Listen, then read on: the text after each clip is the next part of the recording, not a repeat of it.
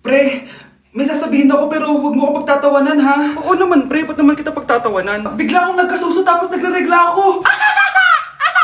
Ano? Suso? Pre, seryoso nga. Anong gagawin ko? Sabihin mo na sa nanay mo Na ano? na nagdadalaga ka na. Bahala ka na nga! Anay, aamin na ako. Hindi ko talaga alam kung ano nangyayari sa akin. Parang nagiging babae ako. Nagkakasuso ako, tapos nagregla ako. Paano nangyari yan? Ano ba ginawa mo kagabi? Kagabi?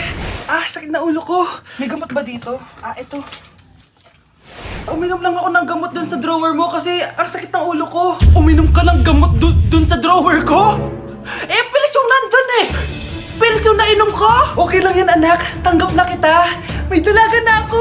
Ayoko maging babae! Lalaki ako! Paano na yung nililigawan ko? Huwag kang mag-alala pre. Ako na lang maliligaw sa'yo. Dapat pala pinutol ko na lang yung ulo ko!